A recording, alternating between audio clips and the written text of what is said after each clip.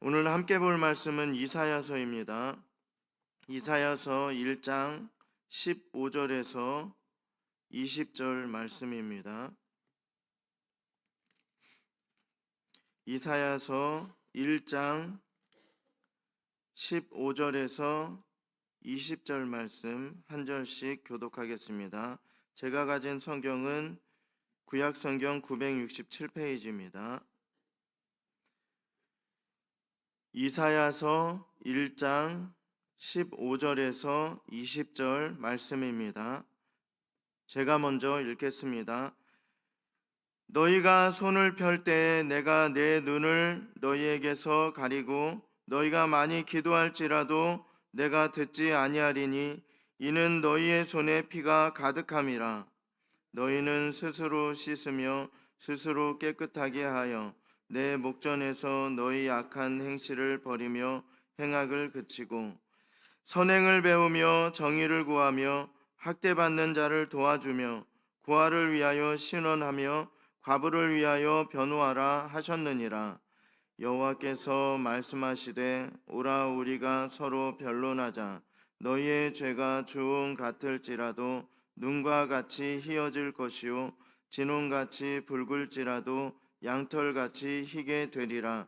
너희가 즐겨 순종하면 땅의 아름다운 소산을 먹을 것이요. 함께 읽겠습니다. 너희가 거절하여 배반하면 칼에 삼켜지리라. 여호와의 입의 말씀이니라. 아멘. 오늘은 이사야서 1장 말씀으로 순종하여 돌아오라 라는 제목으로 말씀을 나누도록 하겠습니다. 이사야는요 선지자입니다. 이사야는 80여 년 동안 하나님의 말씀을 받아 사람들에게 하나님의 말씀을 전하는 일을 감당했습니다. 다윗 왕과 솔로몬 왕 이후에 이스라엘은 어떻게 되었습니까? 남쪽에는 유다라는 나라가 생겨났고 또 북쪽에는 이스라엘이라 불리는 나라로 서로 나뉘게 되었습니다. 그런데 두 개의 나라로 나뉜 이스라엘 백성들은 그래도 정신을 차리지 못하고 하나님께 죄를 지으며 살게 됩니다. 그렇게 크고 강한 다윗과 또 솔로몬 시대 지금의 미국보다 또 유럽 연합보다 더 크고 강하고 부한 나라, 그러한 나라가 되었음에도 불구하고 하나님의 은혜를 그렇게 계속해서 하나님께서 은혜를 베풀어 주셨음에도 불구하고 그들은 하나님께 죄를 지었어요. 그래서 하나님께서는 나라를 두 개로 이렇게 나눕니다.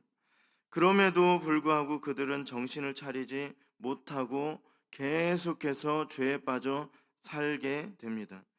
하나님께서 이스라엘 백성들의 죄악을 그치게 하시려고 고난과 고통스러운 일들에 빠지게 하시면 그들은 잠시 회개하는 듯 그렇게 하나님을 속이려고 회개하는 척하는 것입니다.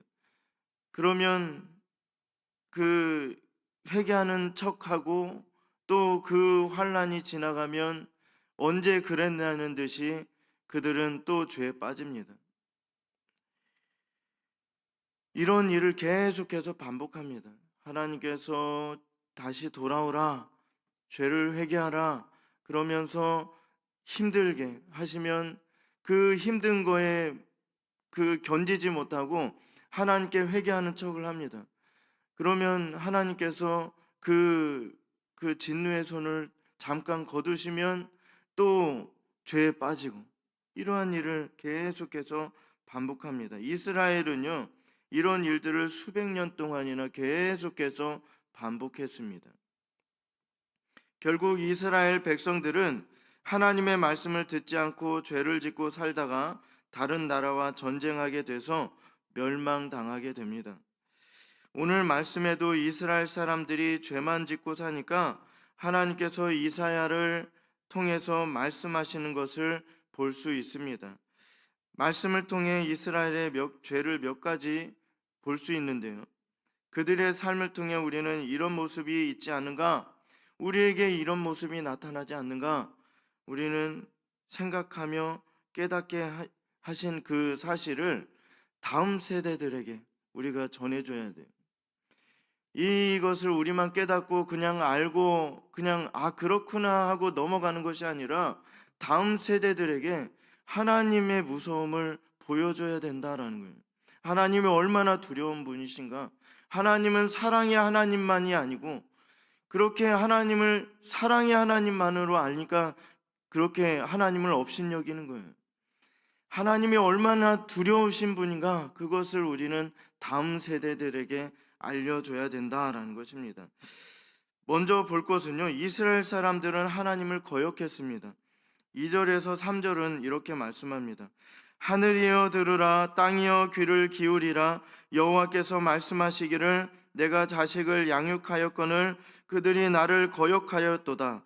소는 그 임자를 알고 나귀는 그 주인의 구유를 알건만은 이스라엘은 알지 못하고 나의 백성은 깨닫지 못하는도다 하셨도다. 하나님을 믿는 자들은 하나님을 잘 알아야 할 것입니다. 이스라엘 백성들은 하나님을 알지 못했어요. 하나님께서 말씀하시는 것입니다. 제가 얘기하는 것도 아니고 그 당시에 살았던 사람들이 얘기하는 것이 아니고 하나님께서 얘기하시는 것입니다. 이스라엘 백성들은 하나님을 알지 못했다. 알지 못했을 뿐만 아니라 하나님을 거역했습니다. 하나님의 말씀을 따르지 않고 거슬러 불순종의 죄악을 하나님 앞에서 거침없이 저지르고 살았습니다. 하나님께서 가만히 계시니까 하나님께서 모르시는 줄 알고, 죄를 하나를 지으니까 아무런 일도 일어나지 않으니까 두 개를 짓고 또 약한 죄를 지어보다가 이제는 더 대담해져서 더 악한 죄를 저지르는 거예요. 하나님께서 그 모르시고 계시는 것이 아닙니다. 하나님께서 가만히 내버려 두신다라는 거예요. 왜요? 지옥에 보내려고. 죄에 죄를 더해서 회개하지 못하게 만들려고 그 하나님께서 가만히 내버려 두시는 거예요. 이것이 얼마나 무서운 일인지 우리는 알아야 되는 것입니다. 조그만한 죄를 지으니까 아무런 일도 일어나지 않으니까 하나님이 모르시겠지, 이런 생각을 절대로 해서는 안 되는 것입니다. 양심의 가책을 느껴야 돼요. 그리고 하나님께 돌아와야 돼요.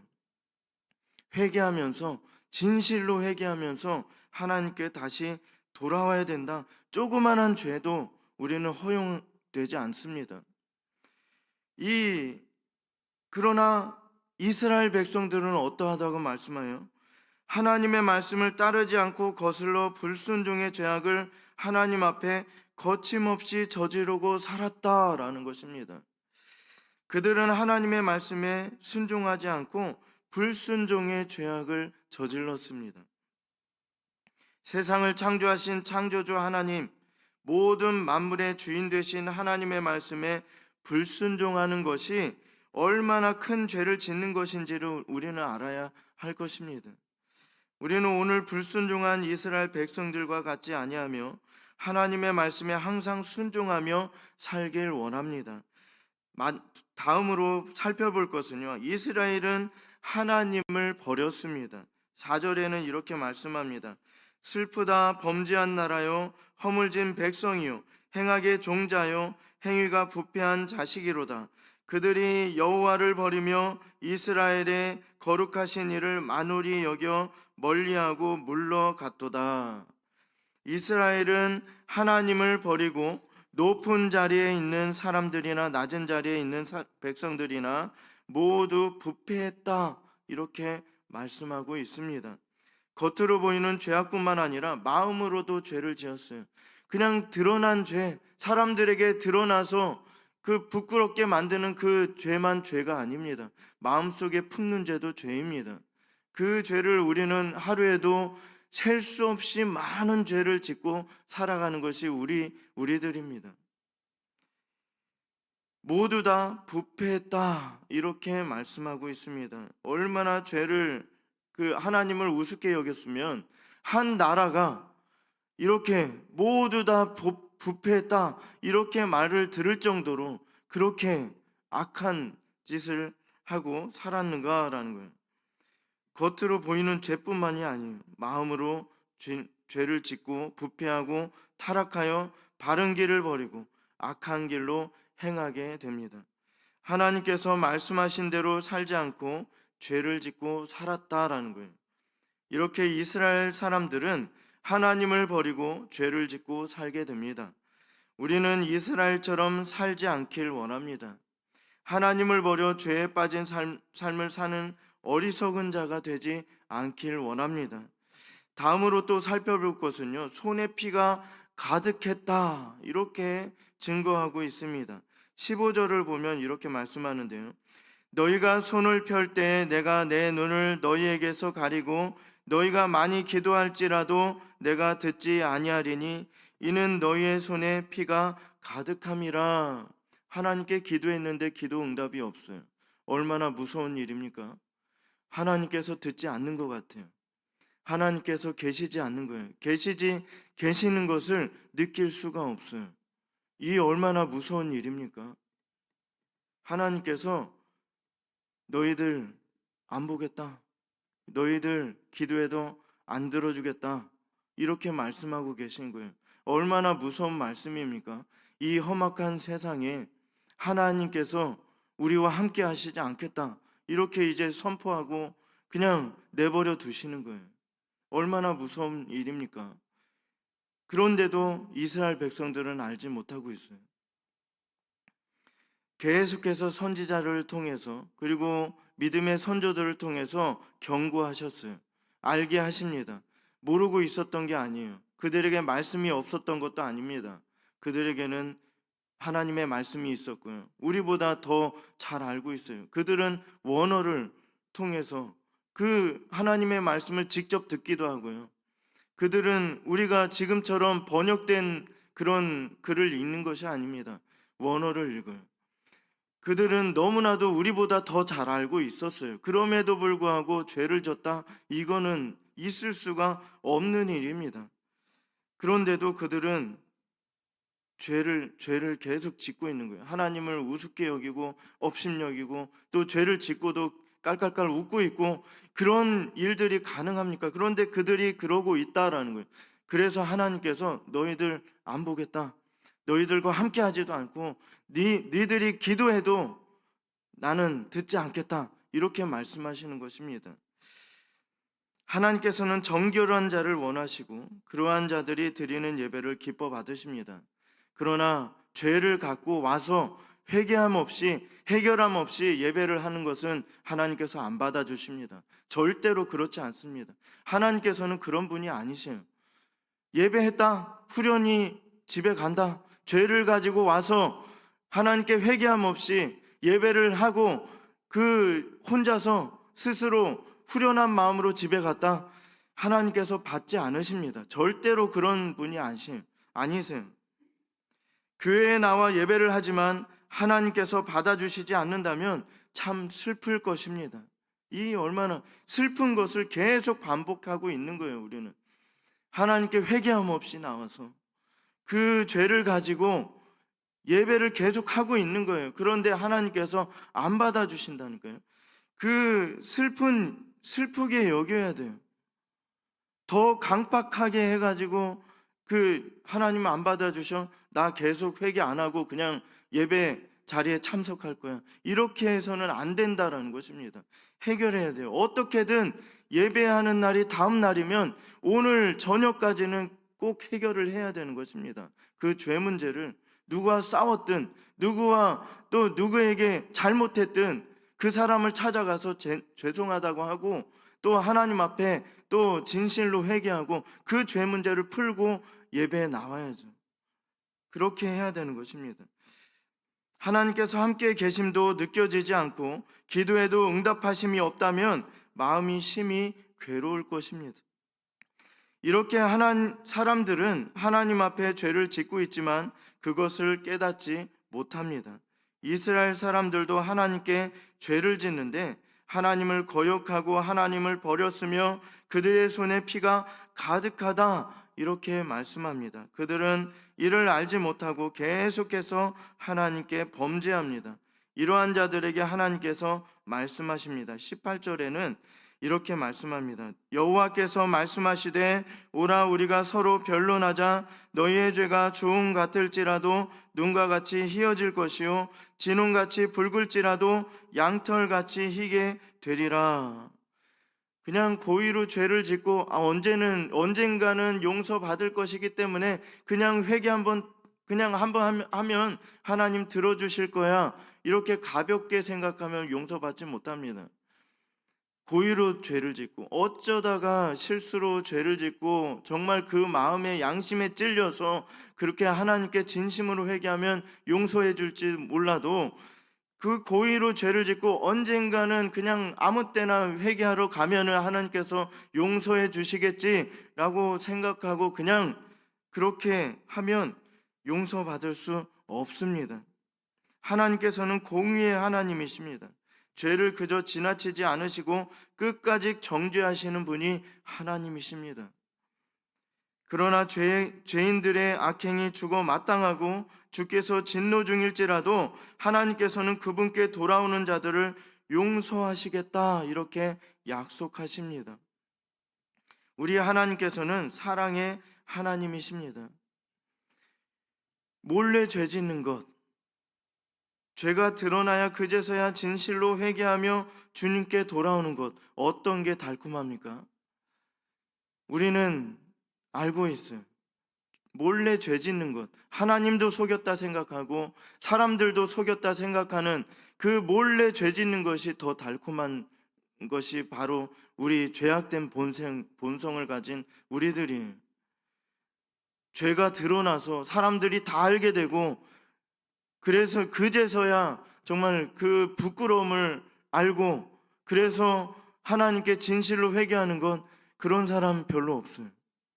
죄가 드러나면 더 강팍해집니다. 오냐 해보자.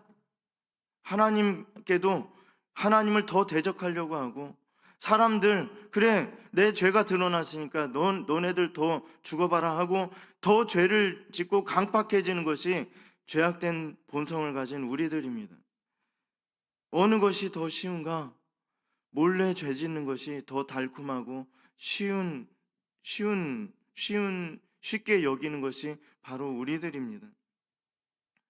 세상에 선하다 하는 자들도 하나님 앞에 서면 모두 다 죄인들입니다. 선하다 말을 듣는 자들도 하나님께 용서받아야 살 수 있습니다. 가식적으로 그렇게 보일 수 있어요. 사람들 앞에 착한 사람인 것처럼, 불쌍한 사람인 것처럼 우리는 보일 수 있어요. 그러나 하나님께서는 다 보고 계십니다. 그 사람이 얼마나 죄악된 사람인지, 얼마나 가식적으로 하나님께 매일 죄를 짓는지 하나님께서는 다 알고 계십니다. 이스라엘 사람들은 하나님께 죄를 짓고도 그 마음을 강팍하게 했습니다. 하나님께서 죄를 미워하시고 저주하시고 심판하여 내치시겠다고 경고하고 계시지만, 오늘 말씀에서 이스라엘 사람들은 계속해서 죄에 빠져 살아갑니다. 하나님께서는 이런 자들을 원하시는데요, 19절은 이렇게 말씀합니다. 너희가 즐겨 순종하면 땅의 아름다운 소산을 먹을 것이요, 죄악에 빠져 있는 중이라도 그 마음을 강팍하게 하지 않으며 하나님의 이름을 기억하고 다시 주님께 돌아오는 것이 바로 하나님께서 원하시는 삶입니다.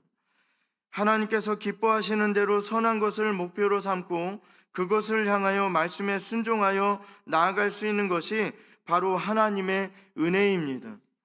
말씀에 순종하는 자들은 풍요롭고 행복한 삶이 기다리고 있습니다. 하나님께서는 순종하는 자들에게 은혜를 베푸셔서 이 땅에서의 풍요로운 삶을 약속하시며, 믿는 자들은 주님께서 베푸시는 은혜를 받고 누린다, 이렇게 약속하여 주십니다. 비록 이 땅에 살고 있을지라도 결국 하늘에서 누릴 영원한 것들을 믿음의 눈을 들어서 바라보며 살게 되는 것입니다. 하나님께서 택한 사람들만 하나님의 은혜를 받을 자격이 있습니다.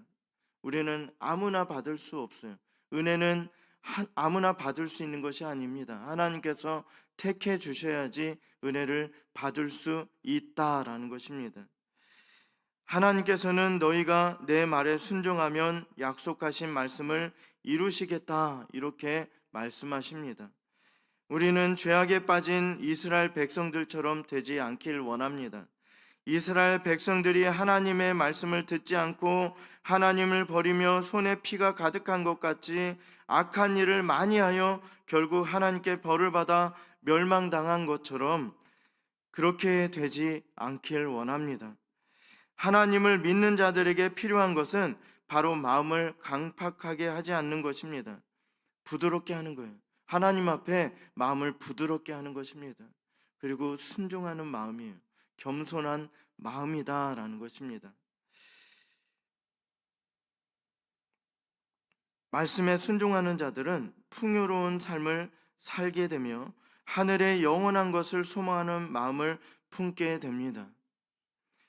죄악 중에라도 하나님의 은혜를 기억하게 되길 원합니다.